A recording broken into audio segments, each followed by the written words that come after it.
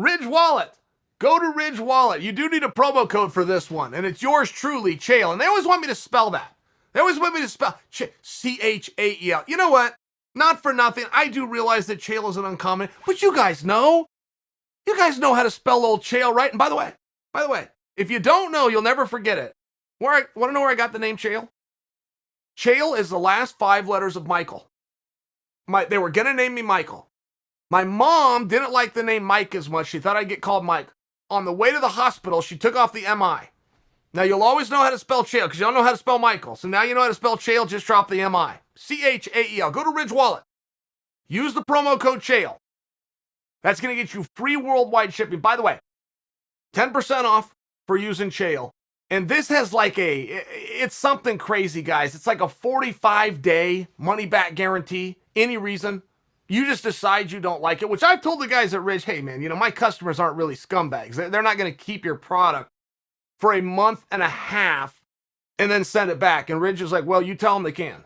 We will take it back, no questions asked. They can try it out for 45 days. So don't do that to them, though. Okay, you got to know within 4 or 5 minutes if you want the wallet. Don't be a scumbag. But this wallet is different. Comes in titanium. I got a different one. I had to borrow Vince's today. I had to borrow, my personal one is a burnt titanium. I think it's badass looking. Holds all your cards. Holds all the cash that you need. This will change your wallet game. You guys will remember Seinfeld. All right, did Alan win this fight? Alan won this fight. Thank goodness. And I mean that it's over. Okay. You guys seen the Seinfeld, by the way? I'll put the wallet down. I want to leave you with one final thought. Did you see the Seinfeld? It's very famous where Costanza had that wallet and he could barely close it. So he was sticking it in his back pocket, but then he would sit on it all day and it threw his back off. That's a real story. I mean, that's a true thing that if you sit on your wallet and it's any kind of thickness, and it will take years, but you will throw the alignment off. That's a true story. This wallet goes in your front pocket, which not for nothing. It's where a man puts his wallet. All right, don't be a little kid. A man puts his wallet in his front pocket, and a man has a Ridge wallet that he got at ridgewallet.com with the promo code Chael. Somebody is now calling me Mike Sonnen. My whole world is different if my name is Mike Sonnen. I mean, I got to tell you. And maybe better. Maybe for the better. I don't know.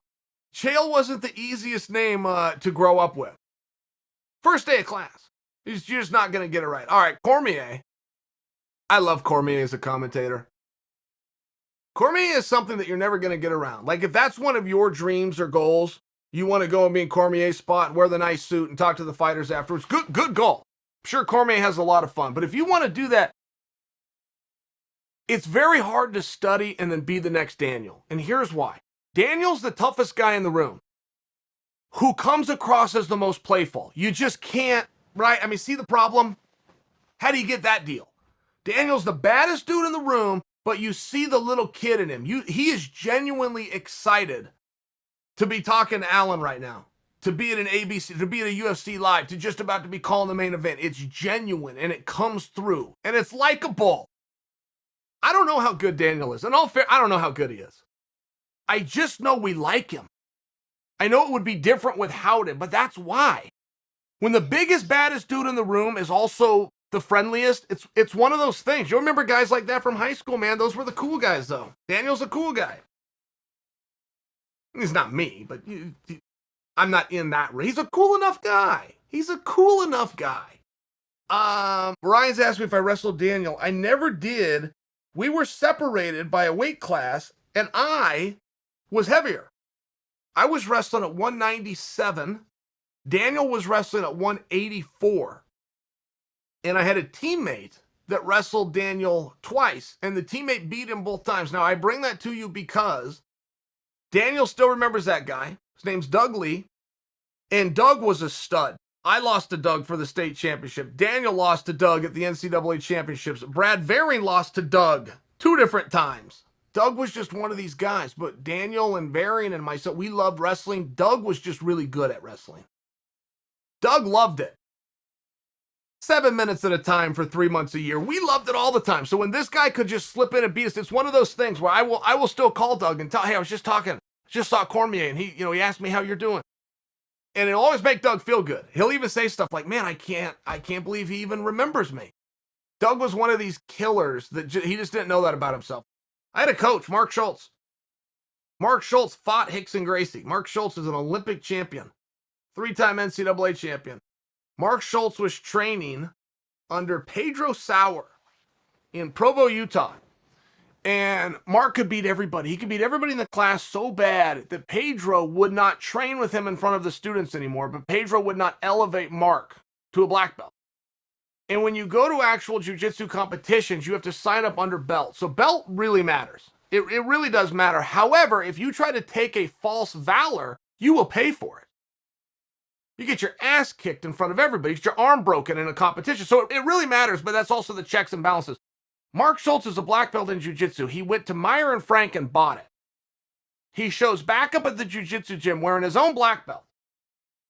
Now, to some of you, that's an interesting story. To any of you that are actual practitioners, you realize you can't do that. And Mark said, I'm tough enough to wear it, and if anybody doesn't think so, just come take it from me. And it was at that point that Pedro Sauer said, that is your black belt, Mark. You are a black belt. So, I mean, you tell me who's right in that story. I'm telling you, Marvin Vettori says he's the #1 contender. You don't think he is? Do something about it.